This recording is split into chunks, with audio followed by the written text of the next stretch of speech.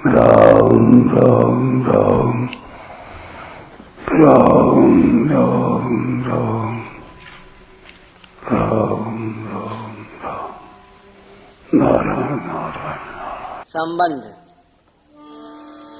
चौथे श्लोक में आए अर्जुन के प्रश्न के उत्तर में भगवान ने अपने जन्म की दिव्यता का वर्णन आरंभ किया था। अब अपनी ओर से निष्काम कर्मयोग का तत्व बताने के उद्देश्य से अपने जन्म की दिव्यता के साथ साथ अपने कर्म की दिव्यता को जानने का भी 9वें श्लोक में महात्म्य बताते हैं।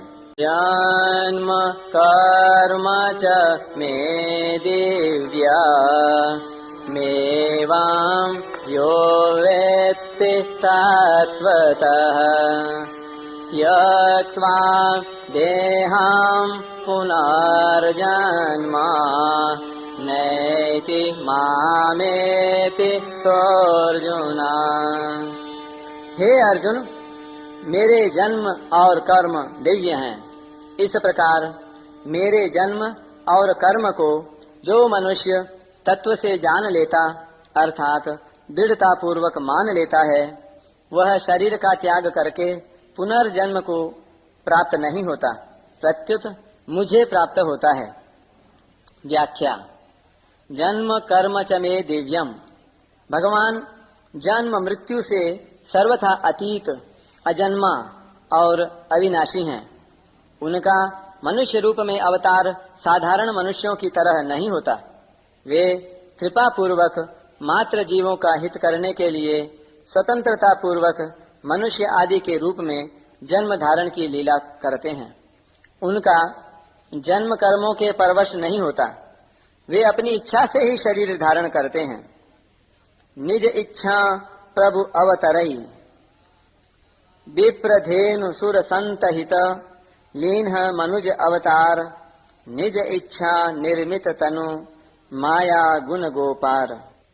उद्धव जी भगवान से कहते हैं, त्वं ब्रह्म परमं व्योम पुरुषः प्रकृतेः परः अवतीर्णोऽसि भगवान् स्वेच्छोपात्त पृथग् वपुः।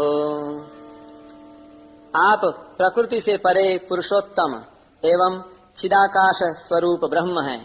फिर भी आपने स्वेच्छा से ही यह अलग शरीर धारण करके अवतार लिया है।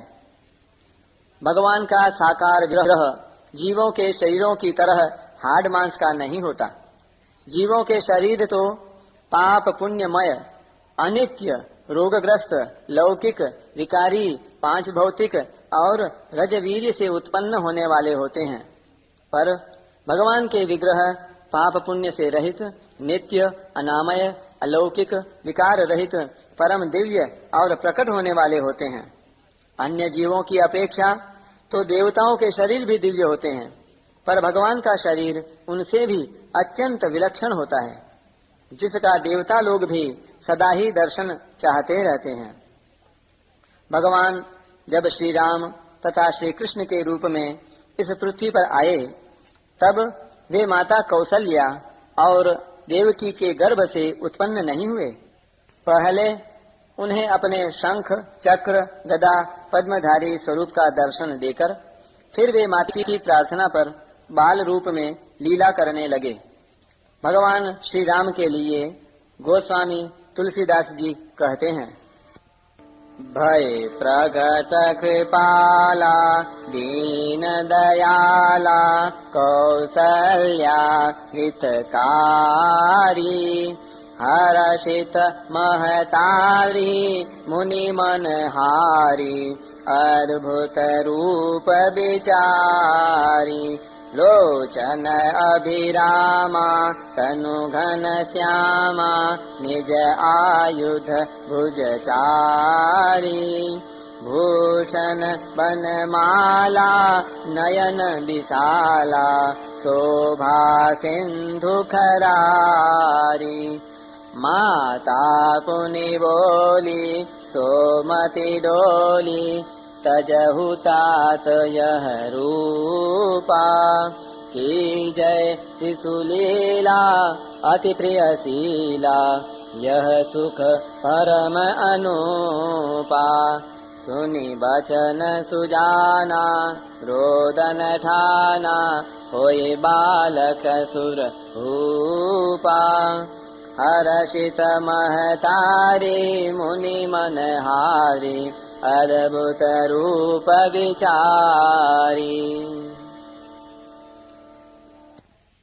भगवान श्री कृष्ण के लिए आया है उपसंहर विश्वात्मन नदो रूपमलौकिकम शंख चक्र गदा पद्म श्रिया जुष्टम चतुर्भुजम। माता देवकी ने कहा, विश्वात्मन शंख चक्र गदा और पद्म की शोभा से युक्त इस 4 भुजाओं वाले अपने अलौकिक दिव्य रूप को अब छिपा लीजिए। तब भगवान ने माता पिता के देखते देखते अपनी माया से तत्काल एक साधारण शिशु का रूप धारण कर लिया। पितरः संपश्यतः सद्यो बभूव प्राकृतः शिशुः। जब भगवान श्री राम अपने धाम पधारने लगे तब वे अंतर्धान हुए। जीवों के शरीरों की तरह उनका शरीर यहाँ नहीं रहा, प्रत्युत वे इसी शरीर से अपने धाम चले गए। पितामहवचः श्रुत्वा विनिश्चित्य महामतिः विवेश वैष्णवं तेजः स शरीरः सहानुजः। पितामह भगवान श्री राम ने पितामह ब्रह्मा जी के वचन सुनकर और तदनुसार निश्चय करके तीनों भाइयों सहित अपने उसी शरीर से वैष्णव तेज में प्रवेश किया। भगवान श्री कृष्ण के लिए भी ऐसी ही बात आई है। लोकाभिरामां स्वतनुं धारणा ध्यान मंगलम योग धारणया आग्नेया दग्ध्वा धामा विशत्स्वकम्। धारणा और ध्यान के लिए अति मंगल रूप अपनी लोकाभिरामा मोहिनी मूर्ति को योग धारणा जनित अग्नि के द्वारा भस्म किए बिना ही भगवान ने अपने धाम में सशरीर प्रवेश किया। भगवान के विग्रह दिव्य शरीर के विषय में महामुनि वाल्मीकि जी भगवान श्री राम से कहते हैं, चिदानंदमय देह तुम्हारी विगत विकार जान अधिकारी नर तनु धरेहु संत सुर काजा कहु करहु जस प्राकृत राजा। एक बार सनकादि ऋषि वैकुंठ धाम में जा रहे थे। वहां भगवान के द्वारपालों ने उन्हें भीतर जाने से रोका। तब सनकादि ने उन्हें शाप दे दिया। अपने अनुचरों के द्वारा सनकादि का अपमान हुआ जानकर भगवान स्वयं वहां पधारे। उस समय भगवान का दर्शन करने से उनकी बड़ी विलक्षण दशा हुई। उन्होंने भगवान के चरणों में प्रणाम किया। अस्यारविंद नयनस्य पदारविंद किंजल्कमेश्वर तुलसे मकरंद वायुः अंतर्गतः स्वविवरेण चकार तेषाम् संक्षोभमक्षरजुषामपि चित्ततन्वुः। प्रणाम करने पर उन कमल नेत्र भगवान के चरण कमल के पराग से मिली हुई तुलसी मंजरी की वायु ने उनके नासिका छिद्रों में प्रवेश करके उन अक्षर परमात्मा में नित्य स्थित रहने वाले ज्ञानी महात्माओं के भी चित्त और शरीर को क्षुब्ध कर दिया। शब्द आदि विषयों में गंध कोई इतनी विलक्षण चीज नहीं है जिसमें मन आकृष्ट हो जाए, पर भगवान के चरण कमलों की गंध से नित्य निरंतर परमात्मा स्वरूप में मग्न रहने वाले सनकादिकों के चित्त में भी खलबली पैदा हो गई। कारण कि वह पृथ्वी की विकार रूप गंध नहीं थी, प्रत्युत दिव्य गंध थी। ऐसे ही भगवान के विग्रह की प्रत्येक वस्तु, वस्त्र, आभूषण, आयुध आदि दिव्य, चिन्मय और अत्यंत विलक्षण है। भगवान की लीलाओं को सुनने, पढ़ने, याद करने आदि से लोगों का अंतःकरण निर्मल, पवित्र हो जाता है और उनका अज्ञान दूर हो जाता है।